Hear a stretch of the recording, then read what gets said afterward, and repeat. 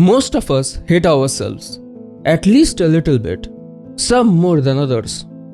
We carry this quiet, simmering dislike, poking at our flaws like a sore tooth we can't stop touching.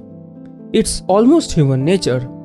We are programmed to do this, to see our every single flaw with almost a microscopic scrutiny, honing in on every imperfection we can see.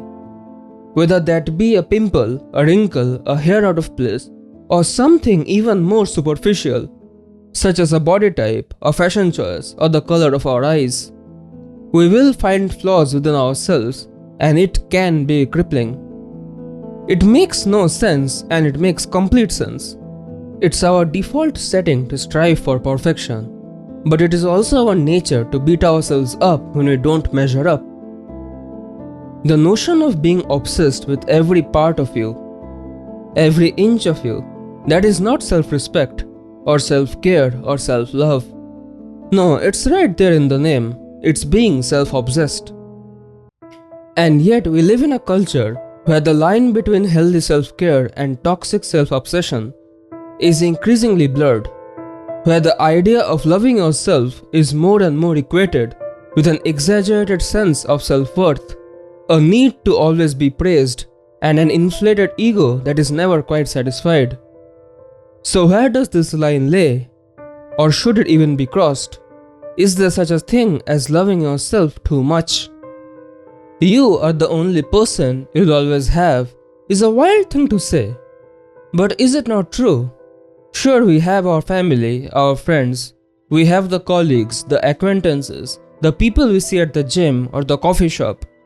But ultimately, all we have is us. The person you spend the most time with is yourself. And so, does it not make sense to be desperately, madly in love with yourself, to take the best care of yourself, to have the deepest respect for yourself, and to know and love and value who you are?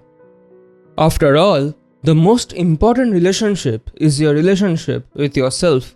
But here's the thing. When does this self-love cross a line? When does it stop being about caring for yourself and start leaning a bit too much into self-centeredness and vanity? When does it cross over into the land of narcissism and obsession? And should it?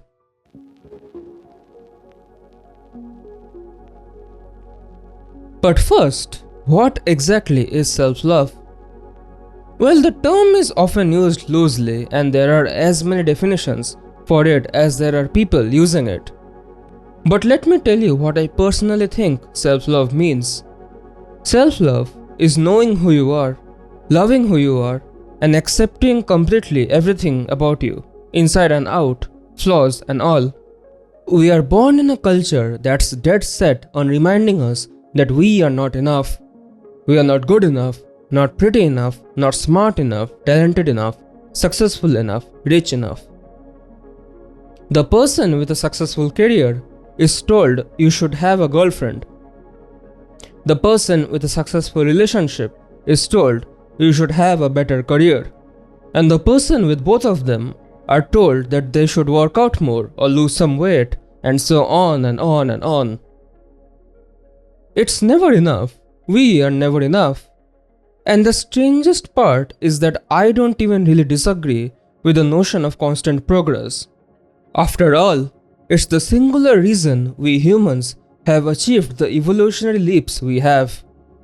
And pushing yourself to do one more push-up, to eat a little more healthily, to learn one more new word in your second language, to save one more dollar to invest, that is also a form of self-love. This entire complication can be summarized in this one sentence. It's self-love to go to the gym and get fit. And it is also self-love to accept yourself as your own chubby self and love the way you are. Both are self-love, which makes things even harder to explain. The solution to this dilemma is to create your own personal definition of self-love. For some, it may mean constant and relentless self-improvement. For others, it means accepting things the way you are. For some, it might mean obsessively trying out every skincare routine under the sun. And for others, it may mean accepting and loving the wrinkles, blemishes, and scars that come with aging. The key is to be honest with yourself, to not let your self-image, your self-esteem be dictated by anything external, anything other than your own true, raw, honest feelings towards yourself and who you are. But there is a troubling side to this. While embracing your curves is self-love, glorifying an unhealthy lifestyle is not. While admiring your toned muscles is self-love, becoming fixated and counting every single calorie crosses a line. There is a point where self-love shifts into self-obsession, and finding that boundary is essential.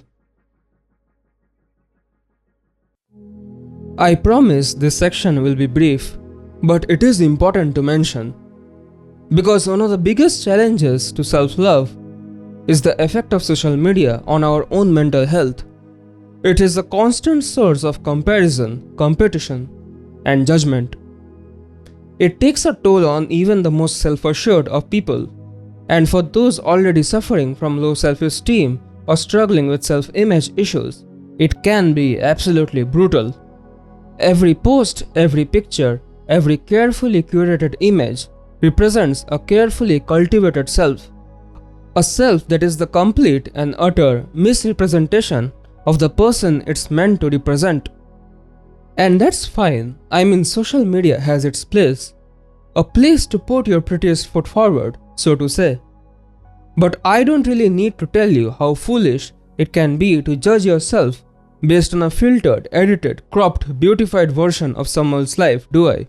Self-love begins and ends with yourself. Not the you others see or the you reflected in the mirror, but the you that only exists in your mind. Air stings of an exaggerated focus on self-improvement, to not just pretty up our Insta feeds, but to also just simply feel good. I mean, it's fine, hell, even a requirement to be somewhat obsessed with yourself, with everything about you, the good and the not so good. But there comes a line where it crosses over, from the obsessive but healthy kind to the narcissistic, and that line is so difficult to pinpoint and define precisely. In the beginning, it can be something innocent. Self-love starts as small acts of care. We buy a journal to record our thoughts or start a new workout to feel healthier. These actions build confidence and a sense of self-worth over time.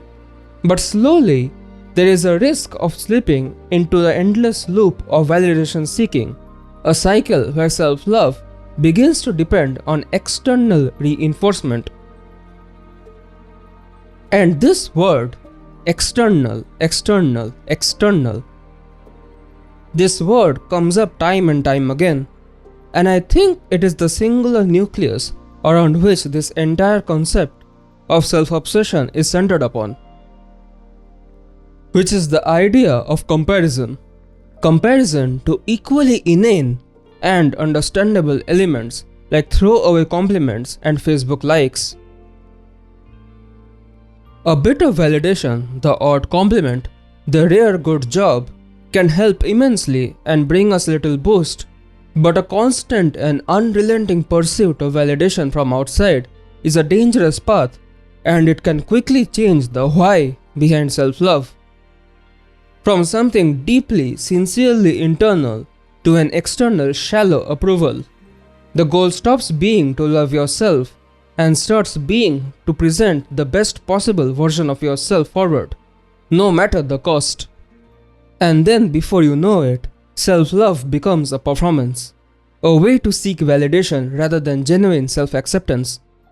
And that's the point at which this morphs into self-obsession, breeding narcissism as it shifts from healthy appreciation to an endless quest for admiration. This constant drive to be better, to do better, to look better, it's exhausting. It feels like a treadmill with no end in sight. And then you begin to look at the world with the same I am not enough energy as you look at yourself. You would see a man down on his luck, and instead of being kind and empathetic, you would end up looking at him with pity, contempt, and disgust, simply because he is not doing enough to improve his situation. You become a little pressurized ball of negative energy, self-loathing, and judgment. It robs us of genuine contentment, turning self-worth into a never-satisfied goal. When every small flaw feels like an obstacle to an idealized version of ourselves, we are bound to feel adequate. It's in this pursuit that we lose sight of what self-love really means, as it gets twisted into an endless climb towards a perfect self, rather than embracing who we are right now. Like I said, it's exhausting. A tiring, soul-sucking, perpetual machine where every step forward only pushes the finish line back by 2. To sum it up, self-love is not about achieving perfection or constantly striving for an unattainable ideal.